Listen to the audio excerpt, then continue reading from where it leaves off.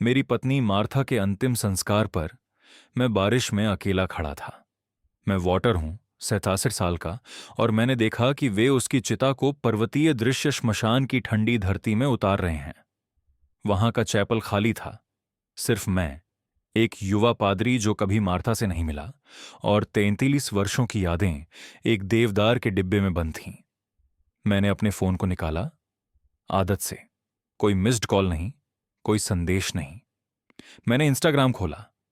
वहां मेरी बेटी अंबर थी, 28 साल की, व्हिसलर के एक बुटीक होटल में क्रिसमस ट्री के सामने पोज देते हुए, डिजाइनर जैकेट पहने हुए। 4 घंटे पहले पोस्ट की गई शैंपेन की एक तस्वीर। कैप्शन था, अपनी बेहतरीन जिंदगी जी रही हूं, आत्म देखभाल स्वार्थी नहीं है। मैंने स्वाइप किया। वहां मेरा बेटा रयान था, 42 साल का, टोरंटो में एक रिबन काटने की समारोह में एक डेवलपर के साथ हाथ मिलाते हुए, उस आत्मविश्वासी मुस्कान के साथ जिस पर मुझे गर्व था। यह तस्वीर 6 घंटे पहले पोस्ट की गई थी। उन्होंने फोटो ऑप्स को चुना। उन्होंने अपनी मां के अंतिम विदाई के बजाय नेटवर्किंग इवेंट्स को चुना। उन्होंने सोचा कि मैं केवल एक टूटा हुआ पुराना दमकल कर्मी हूं, एक और युग का अवशेष जिसे संभालना और फिर भूल जाना है। उन्हें नहीं पता था कि उनके लिए क्या इंतजार कर रहा था। अगली सुबह जब दरवाजे की घंटी सुबह 9 बजे बजी, मैं रसोई में बैठा था। मैं सुबह 4 बजे से जाग रहा था। घर उसके बिना बहुत शांत था। मैंने दरवाजा खोला। वहां रयान और अंबर थे, काले रंग में नहीं। रयान ने चारकोल रंग का महंगा सूट पहना था, ऐसा जो किसी डील को पूरी करने के लिए पहना जाता है, मां की याद में नहीं।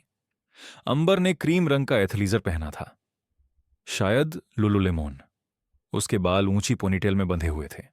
वह ऐसी लग रही थी जैसे उसने अभी योग कक्षा समाप्त की हो। उनके हाथों में टिम हॉर्टन्स के कप और एक पेपर बैग था जिसमें पराठे थे। सुप्रभात पापा, रयान ने कहा, जैसे वह यहां का मालिक हो। उसके परफ्यूम की खुशबू ने हॉलवे को भर दिया। बहुत ज्यादा। हमने नाश्ता लाया है, अंबर ने कहा। मेरे रसोई की मेज पर मेरे सामान्य स्थान के सामने एक बड़ा कप रखा। डबल डबल, जैसे तुम पसंद करते हो। ये छोटा सा इशारा, ये सोचा समझा दयालुता, ये मेरे पेट में जैसे पत्थर की तरह बैठ गया। मैंने बैठ गया। ये मार्था की रसोई थी। इसे उसकी दालचीनी की बॉल्स और उसकी हंसी की खुशबू आनी चाहिए थी। अब ये केवल झूठों की गंध दे रही थी। रयान ने मेरे सामने की कुर्सी ली। उसने अपनी गर्दन साफ की। पापा, कल के बारे में, अंतिम संस्कार के बारे में मैं बहुत बहुत खेदित हूं। मैंने उसे देखा। मैं फंस गया था। यह यंग स्ट्रीट विकास का समापन था। 3 साल का काम, $40 मिलियन। मुझे वहां होना था। तुम समझते हो, मैं मुख्य डेवलपर हूं। मैं बस नहीं जा सकता था। उसने मुझसे मार्था की हरी आंखों से देखा, लेकिन अब उसमें कोई गर्मी नहीं थी। कंपनी जिसे मैंने शुरू करने के लिए प्रोत्साहित किया था, वह जो मैंने और मार्था ने पहले आर्न के लिए सह हस्ताक्षर किया था, यह मानते हुए कि वह कुछ अच्छा बनाएगा। मम्मी समझती, उसने चाकू घोंपते हुए कहा। वह हमेशा व्यवसाय के बारे में व्यावहारिक थी।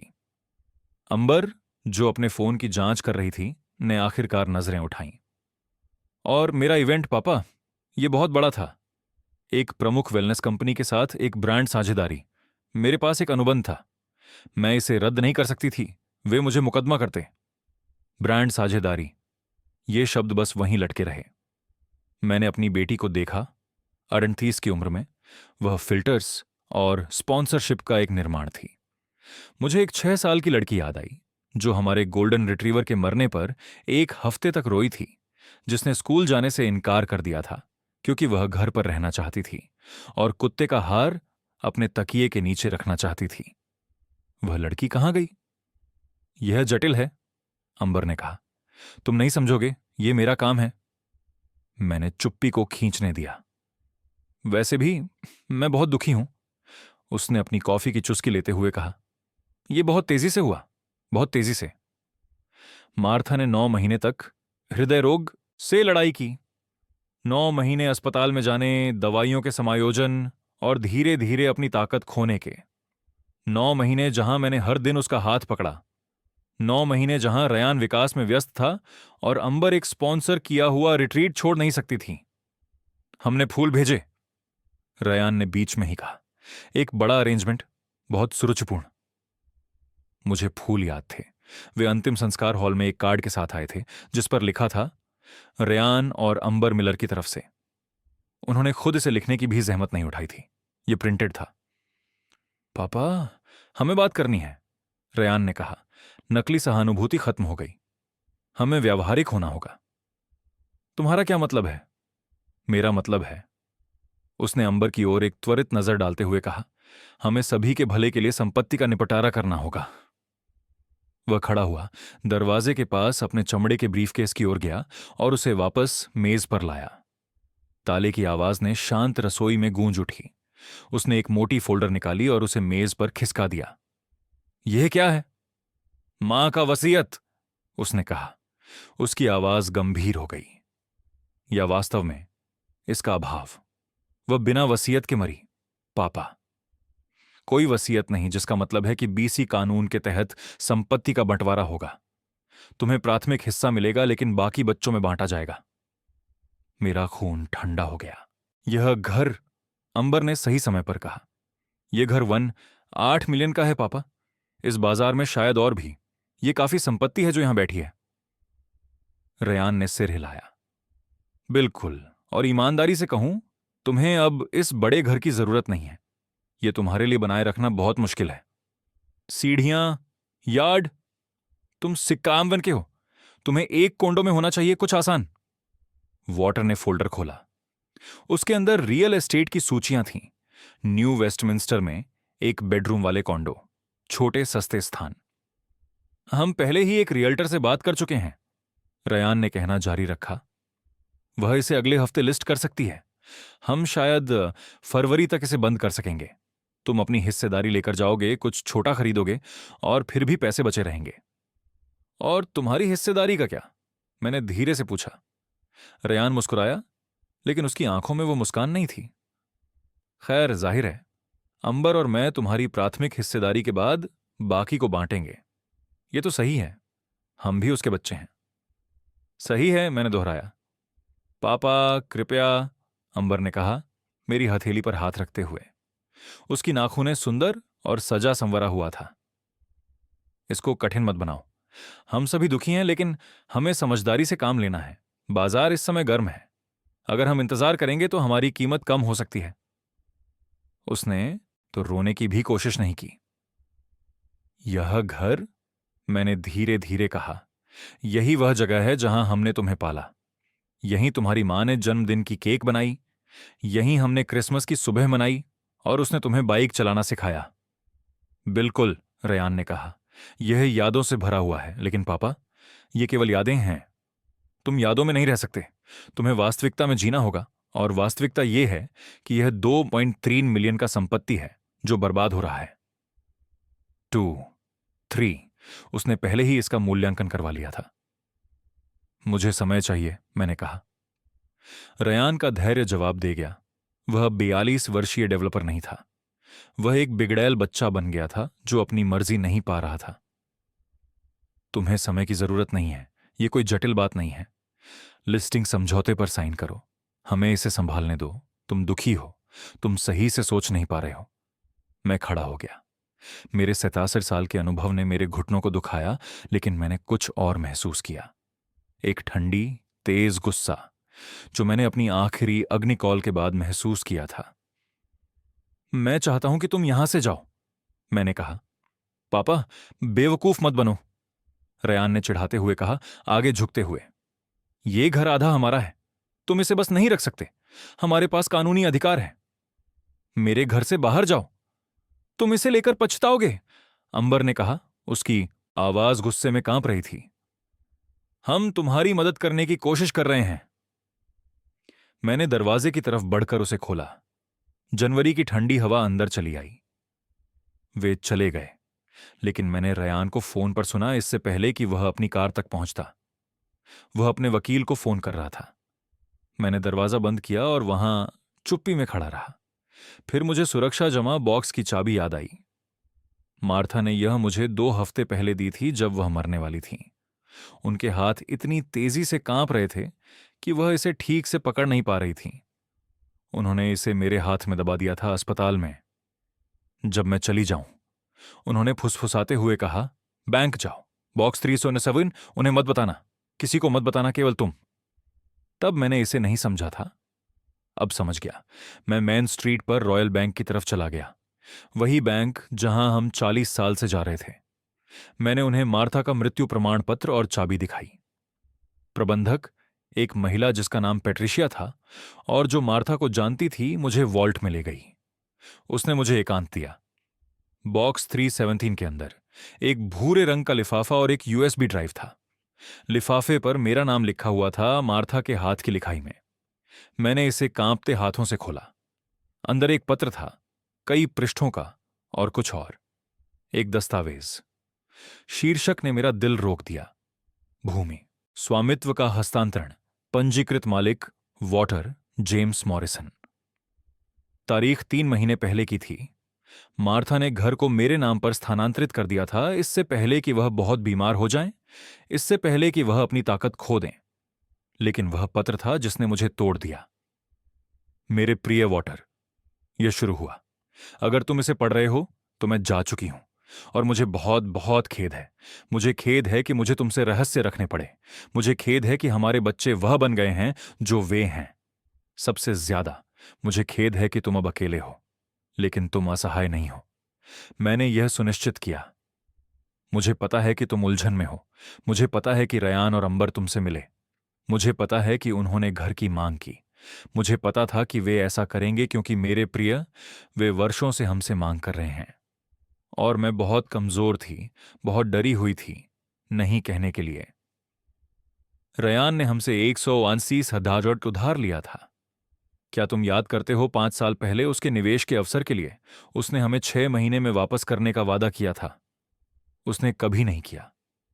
हर बार जब मैंने पूछा, उसने कहा कि बाजार खराब है, सौदा टूट गया, अगले क्वार्टर में, हमेशा अगले क्वार्टर में। अंबर ने अपनी लाइफस्टाइल ब्रांड कंपनी के लिए $95,000 से लिए, वह जो 8 महीनों में विफल हो गई। उसने फिर कभी इसका जिक्र नहीं किया। वह बस अगले काम पर चली गई, अगले प्रायोजक पर, अगले फिल्टर पर। मैंने भुगतान किया वॉटर, मैंने भुगतान किया और चुप रही, क्योंकि मैं तुम्हें दुखी नहीं करना चाहती थी। मैं नहीं चाहती थी कि तुम यह देखो कि वे क्या बन गए हैं। लेकिन मेरी चुप्पी जहर थी। इसने उन्हें और बुरा बना दिया। इसने उन्हें सिखाया कि हम बस एक बैंक हैं, केवल संसाधन जो इस्तेमाल करने के लिए हैं। जब डॉक्टर ने मुझे बताया कि मेरे पास 6 महीने हैं, शायद कम, मैं जानती थी कि क्या होगा। मैं जानती थी कि वे तुम पर टूट पड़ेंगे। मैं जानती थी कि वे घर लेने की कोशिश करेंगे। यह घर जिसे तुमने पीछे के डेक पर बनाया, वह जहां हमने अपनी सालगिरह पर रसोई में धीमी नृत्य किया। इसीलिए मैंने वही किया जो मुझे करना था। मैंने घर को केवल तुम्हारे नाम पर स्थानांतरित कर दिया। वॉटर ने अपने माता पिता से विरासती संपत्ति को लेकर एक मजबूत निर्णय लिया था। यह संपत्ति उनके माता पिता की थी, इसीलिए समुदाय की संपत्ति के नियम इस पर लागू नहीं होते। क्या तुम याद करते हो? वकील ने इसे पुष्टि की थी। यह पूरी तरह से तुम्हारा है, लेकिन इससे भी महत्वपूर्ण कुछ है, कुछ ऐसा जिसे तुम्हें देखना चाहिए। मैंने एक यूएसबी ड्राइव पर कुछ रिकॉर्ड किया है। यह मैंने तब किया जब तुम फिजियोथेरेपी में थे। मुझे खेद है मेरे प्रिय, मुझे खेद है कि तुम्हें यह देखना पड़ रहा है, लेकिन तुम्हें सच्चाई जाननी चाहिए। तुम्हें यह जानना चाहिए कि वे वास्तव में कौन हैं। मैं तुमसे प्यार करती हूं वॉटर। मैं तुमसे तब से प्यार करती हूं जब मैं 22 साल की थी। तुम सबसे अच्छे इंसान हो जिनसे मैं कभी मिली हूं। तुम्हें शांति मिलनी चाहिए। तुम्हें अपने बाकी के साल बिना किसी शेर के घेरे में बिताने का हक है। इसलिए मैंने तुम्हारे लिए एक किला बनाया। इसका उपयोग करो। हमेशा के लिए मेरा प्यार, मार्था। मैं उस छोटे से निजी कमरे में बैठा था जो बैंक की तिजोरी में था। मुझे सांस लेने में कठिनाई हो रही थी। मैंने यूएसबी ड्राइव को अपने फोन में लगाने के लिए एडाप्टर का उपयोग किया। एक वीडियो फाइल थी जो 9 नवंबर की थी, उसकी मृत्यु से 3 सप्ताह पहले। मैंने प्ले बटन दबाया। वीडियो हिलता डुलता था। मार्था ने हमारे बेडरूम में नाइट स्टैंड पर अपने फोन को रखा था। वह अपनी कुर्सी में बैठी थी, जिसे हमने बेडरूम में तब रखा था जब सीढ़ियां चढ़ना कठिन हो गया था। वह इतनी छोटी, इतनी थकी हुई लग रही थी। तभी रयान कमरे में आया। मां, हमें बात करनी है। उसकी आवाज स्पीकर में आई, न तो नरम न ही चिंतित, बल्कि अधीर। किस बारे में बेटा? मार्था की आवाज कमजोर थी। पिताजी के बारे में? घर के बारे में? भविष्य के बारे में? रयान, मैं बहुत थकी हुई हूं। क्या हम? नहीं, हम ये बाद में नहीं कर सकते। तुम मुझसे बार बार टालते हो। अंबर और मैंने बातचीत की है। हम चिंतित हैं। किस बात की चिंता है? पिताजी, जब तुम चली जाओगी तो सब कुछ कैसे संभालेंगे? मां, यथार्थवादी बनो। वो 67 साल के हैं। उनकी 2 घुटने की सर्जरी हो चुकी है। वो तो ईमेल भी ठीक से नहीं चला सकते। वो संपत्ति का प्रबंधन कैसे करेंगे? घर, वित्त। तुम्हारे पिता पूरी तरह सक्षम हैं। क्या वह सच में? मां, मैं पिताजी से प्यार करता हूं, लेकिन वह एक अलग पीढ़ी से हैं। उन्हें संपत्ति के मूल्य नहीं समझ में आते। उन्हें निवेश की समझ नहीं है। वह उस घर में बैठे रहेंगे जब तक वह मर नहीं जाते। और फिर क्या, बाजार गिर सकता है। हम सैकड़ों हजारों खो सकते हैं। रयान, यह सही समय नहीं है। कब सही समय है मां? उसकी आवाज तेज हो गई, गुस्से में। जब तुम मर जाओगी, जब बहुत देर हो चुकी होगी। मैं इस परिवार की रक्षा करने की कोशिश कर रहा हूं। मैं पिताजी की रक्षा करने की कोशिश कर रहा हूं, लेकिन मुझे तुम्हारी मदद चाहिए। मुझे तुम्हें कुछ पर हस्ताक्षर करने की जरूरत है। एक सरसराहट की आवाज आई। कागज। यह क्या है? यह लाभकारी हित का हस्तांतरण है। यह घर को एक ट्रस्ट में डालता है। अंबर और मैं ट्रस्टी हैं। हम इसके लिए पिताजी का प्रबंधन करेंगे। सुनिश्चित करेंगे कि उनकी देखभाल हो रही है। सुनिश्चित करेंगे कि संपत्ति सुरक्षित है। यह कहता है कि घर तुम्हारा और अंबर का है, तुम्हारे पिता का नहीं। हां, अंततः। लेकिन पिताजी को जीवन का हित होगा। वह वहां तब तक रह सकते हैं जब तक वह चाहें। हम बस सुनिश्चित कर रहे हैं कि यह सभी के लिए सुरक्षित हो। रयान, नहीं, वह घर तुम्हारे पिता का घर है। मां, मुश्किल मत बनाओ। तुम बीमार हो। तुम सही से नहीं सोच रही हो। यही सबसे अच्छा है। मुझ पर विश्वास करो, मैं यह पेशेवर रूप से करता हूं। मैंने कहा, नहीं। एक लंबी चुप्पी थी। जब रयान ने फिर से बात की तो उसकी आवाज में बदलाव था, ठंडी। ठीक है, फिर मुझे लगता है कि हम इसे कठिन तरीके से करेंगे। जब तुम मरोगी तो कोई वसीयत नहीं होगी। घर प्रॉबेट में जाएगा। अंबर और मैं पिताजी से अपने हिस्से के लिए लड़ेंगे। इसमें वर्षों लगेंगे। इसमें हजारों रुपए के कानूनी खर्च होंगे। क्या यही तुम चाहती हो? तुम चाहती हो कि पिताजी अपनी अंतिम वर्षों में हमारे खिलाफ अदालत में लड़ें, मार्था के पैसे वकीलों पर खर्च करें? तुम ऐसा नहीं करोगी। मुझे आजमाओ। मां, तुम्हारे पास 2 विकल्प हैं। तुम अभी इस पर हस्ताक्षर करो। हम सब कुछ चुपचाप संभालेंगे। पिताजी को कभी पता नहीं चलेगा। वह घर में रहेंगे, और जब वह चले जाएंगे तो अंबर और मुझे जो उचित है वह मिलेगा। या तुम मना करती हो और हम उनके जीवन को नरक बना देंगे। हम संपत्ति को वर्षों तक रोक देंगे। हम हर चीज का विरोध करेंगे। हम दावा करेंगे कि उसने तुम्हें प्रभावित किया। हम दावा करेंगे कि उनकी क्षमता कम हो गई है। हम उन्हें बेवकूफ दिखाएंगे। मार्था रो रही थी। मैं वीडियो में उसे सुन सकता था। तुम ऐसी कैसे बन गई? उसने फुसफुसाया। मैं स्मार्ट बन गई मां, मैं यथार्थवादी बन गई। अब कागजात पर हस्ताक्षर करो। मेरी कमरे से बाहर निकलो। क्या? मेरे कमरे से बाहर निकलो। मेरे घर से बाहर निकलो। मां, तुम बाहर निकलो। वह अब चिल्ला रही थी, कमजोर लेकिन चिल्लाते हुए। बाहर निकलो या मैं पुलिस को बुला दूंगी। मैं उन्हें बताऊंगी कि तुम मुझे ब्लैकमेल कर रही हो। चुप्पी थी। फिर कदमों की आवाज आई। दरवाजा जोर से बंद हुआ। वीडियो 1 और मिनट तक चलता रहा। मार्था बस वहां बैठी रोती रही। फिर उसने कैमरे की ओर देखा। वॉटर, उसने कहा, सीधे मेरी ओर देखते हुए। मुझे खेद है कि तुम्हें यह देखना पड़ा, लेकिन अब तुम जानते हो। अब तुम समझते हो। वे चले गए हैं मेरे प्रिय। जो बच्चे हमने पाला है वे चले गए हैं। ये लोग अजनबी हैं। उन्हें कुछ मत दो। उन पर दया मत करो। वे तुम्हें दया नहीं दिखाएंगे। मैं तुमसे प्यार करती हूं। मजबूत रहो। वीडियो समाप्त हुआ। मैं वहां बैंक की तिजोरी में बैठा रहा। पता नहीं कितना समय बीत गया। पैट्रिशिया ने धीरे से दस्तक दी। श्रीमान मॉरिसन, क्या आप ठीक हैं? मैं ठीक नहीं था, लेकिन मैं ठीक हो जाऊंगा। मैंने घर की ओर ड्राइव किया। मैं नहीं रोया। मैं रोने के पार था। मैंने उस वकील को फोन किया जो मार्था ने इस्तेमाल किया था।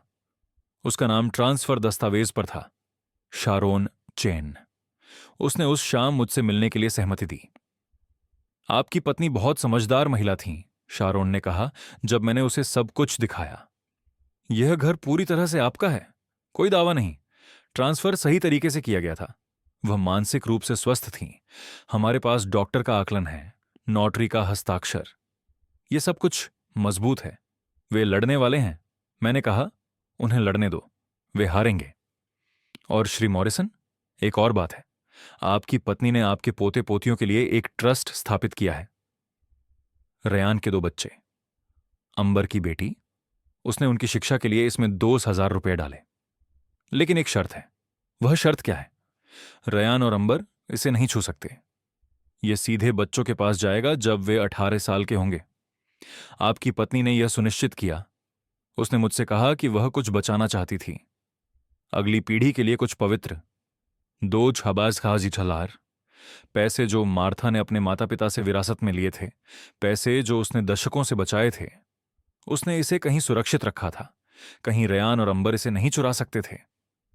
3 दिन बाद रयान के वकील ने एक पत्र भेजा। वे शीर्षक ट्रांसफर का विरोध कर रहे थे। उनका दावा था कि मार्था को मजबूर किया गया था, उसकी मानसिक क्षमता कम थी, अनुचित प्रभाव डाला गया। शारोन ने एक जवाब दाखिल किया। उसने वीडियो भी शामिल किया। रयान के वकील ने 48 घंटे में मामला वापस ले लिया, लेकिन उन्होंने रुकने का नाम नहीं लिया। अंबर ने मुझसे रोते हुए फोन किया। नकली आंसू। पापा, कृपया, मेरे पास रहने के लिए कहीं नहीं है। मेरे मकान मालिक ने मेरा किराया बढ़ा दिया है। मुझे मदद चाहिए। तुम्हारे पास एक करियर है, मैंने कहा। तुम्हारे पास स्पॉन्सर हैं। वे सूख गए। एल्गोरिदम बदल गया। पापा, कृपया, मैं तुम्हारी बेटी हूं। मेरी बेटी मेरे घर को चुराने की कोशिश नहीं करती। मैंने फोन काट दिया। रयान घर आया, शराब के नशे में। रात 11 बजे दरवाजे पर दस्तक दे रहा था। तुम ये नहीं कर सकते, वह घर मेरा है, मेरा। मैंने पुलिस को बुलाया। उन्होंने उसे ले जाया, उसे चेतावनी दी। मैंने ताले बदल दिए। मैंने एक सुरक्षा कैमरा लगवाया और फिर मैंने वही किया जो मार्था चाहती थी। मैंने जीना शुरू किया। मैंने घर बेच दिया, रयान और अंबर की जेबें भरने के लिए नहीं, बल्कि क्योंकि मार्था सही थी। यह बहुत बड़ा था, बहुत सारे सीढ़ियां, बहुत सारी यादें जो अब दुख देती थीं। मैंने इसे 2-4 करोड़ में बेचा। मैंने किटसिलानो में एक छोटा सा कॉन्डो खरीदा, 2 बेडरूम, समुद्र के दृश्य वाला एक बालकनी, सब कुछ एक ही मंजिल पर। बाकी पैसे मैंने पोते पोतियों के ट्रस्ट में डाल दिए, मार्था का ट्रस्ट। मैंने उसमें और 5,000 रुपये जोड़े। वकील ने यह सुनिश्चित किया कि रयान और अंबर इसे नहीं छू सकते, इसे उधार नहीं ले सकते, बच्चों को हस्ताक्षर देने के लिए मजबूर नहीं कर सकते। वे बच्चे अब 9, 7 और 5 साल के हैं। उन्हें नहीं पता कि उनके माता पिता ने क्या करने की कोशिश की। एक दिन वे जानेंगे, लेकिन फिलहाल उनके पास एक भविष्य है। उनके पास शिक्षा के लिए फंड है। उनके पास कुछ ऐसा है जिसे उनके माता पिता बर्बाद नहीं कर सकते। मैं कभी कभी उन्हें देखता हूं, पोते पोतियां। रयान अब उन्हें मिलने लाता है, न कि क्योंकि वह खेदित है, बल्कि क्योंकि उसकी पत्नी ने उसे ऐसा करने के लिए मजबूर किया। उसने वीडियो देखा था। वह भयभीत थी। उसने उसे धमकी दी कि अगर उसने शांति नहीं बनाई तो वह उसे छोड़ देगी। मुलाकातें अजीब होती हैं, तनावपूर्ण। लेकिन बच्चे, उन्हें इस बारे में नहीं पता। वे बस जानते हैं कि दादा के पास कुकीज हैं और वह उन्हें एक्वेरियम ले जाता है। रयान और अंबर अब बदल गए हैं, शांत। अंबर ने एक फिटनेस स्टूडियो में एक असली नौकरी पाई, योग सिखाने का। चमकदार नहीं, लेकिन ईमानदारी का काम। रयान को टोरंटो में अपना कॉन्डो बेचना पड़ा, आकार में कमी लानी पड़ी। विकास उतना अच्छा नहीं चल रहा है जितना उसने कहा था। मुझे इसका आनंद नहीं मिलता, मुझे विजयी महसूस नहीं होता। मैं सिर्फ थका हुआ और दुखी महसूस करता हूं। दुखी कि यह सब इस हद तक पहुंच गया। दुखी कि मेरे बच्चे ऐसे लोग बन गए जिन्हें मैं पहचान नहीं पाता। लेकिन मैं एक और चीज भी महसूस करता हूं, कुछ ऐसा जो मार्था ने मुझे अपने अंतिम प्रेम के कार्य में दिया था। मैं खुद को स्वतंत्र महसूस करता हूं। मैं हर रविवार श्मशान जाता हूं। मैं सफेद गुलाब लाता हूं जो उसके पसंदीदा हैं। मैं उसकी कब्र के पास बेंच पर बैठता हूं और उससे बात करता हूं। मैं उसे पोते पोतियों के बारे में बताता हूं, कॉन्डो के बारे में, समुद्र के दृश्य के बारे में। तुम सही थी, मैं उसे सब कुछ बताता हूं। तुम हमेशा सही थी। पानी से ठंडी और साफ हवा चलती है और मैं लगभग उसकी आवाज सुन सकता हूं, लगभग उसका हाथ अपने हाथ में महसूस कर सकता हूं। तुम अब स्वतंत्र हो, वॉटर, वह कहेगी। जीवित रहो। इसीलिए मैं करता हूं। मैं सुबह अपने छोटे उज्ज्वल कॉन्डो में उठता हूं। मैं चाय बनाता हूं। मैं पानी पर सूर्योदय देखता हूं। मैं अपने पुराने दोस्तों को फोन करता हूं जो फायर स्टेशन में थे। हम नाश्ते के लिए मिलते हैं। हम पुरानी कहानियां सुनाते हैं। मैं अब एक पिता नहीं हूं, सच में नहीं। वह संबंध तब खत्म हो गया जब मेरे बच्चे ने प्यार के मुकाबले पैसे को चुना। लेकिन मैं अभी भी एक दादा हूं। मैं अभी भी मार्था का पति हूं। मृत्यु में भी मैं अभी भी वॉटर मॉरिसन हूं। और सालों में पहली बार यही काफी है। यह कहानी हमें सिखाती है कि प्यार और विश्वास बुरा व्यवहार को सक्षम करने के समान नहीं है। यह दिखाती है कि कभी कभी जिन लोगों से हम सबसे ज्यादा प्यार करते हैं वे अजनबी बन जाते हैं जिन्हें हम पहचान नहीं पाते। यह साबित करता है कि असली ताकत सबसे बड़ा या सबसे तेज होने में नहीं है। यह न कहना, सीमाएं निर्धारित करना और उन लोगों से खुद को बचाना है जो आपके प्यार का उपयोग हथियार के रूप में करना चाहते हैं। मार्था का अंतिम कार्य सिर्फ घर को बचाने के बारे में नहीं था। यह मेरे बचाने के बारे में था। मुझे बिना अपराध बोध के जीने की अनुमति देने के बारे में, उन लोगों के प्रति कोई दायित्व नहीं जो बहुत समय पहले परिवार बनना बंद कर चुके थे। यह याद दिलाता है कि फिर से शुरू करने के लिए कभी देर नहीं होती। यह दिखाता है कि शांति धन या स्थिति या परफेक्ट बच्चों में नहीं मिलती। यह जानने में है कि आपने सही काम किया। यह जानने में है कि आपने उन लोगों का सम्मान किया जिन्होंने आपसे प्यार किया। यह जानने में है कि आपने एक शिकार बनने से इनकार कर दिया। क्या आप मेरी जगह होते? क्या आप लड़ते? क्या आप हार मानते? क्या आप चलने की ताकत पाते? कृपया नीचे टिप्पणी में बताएं।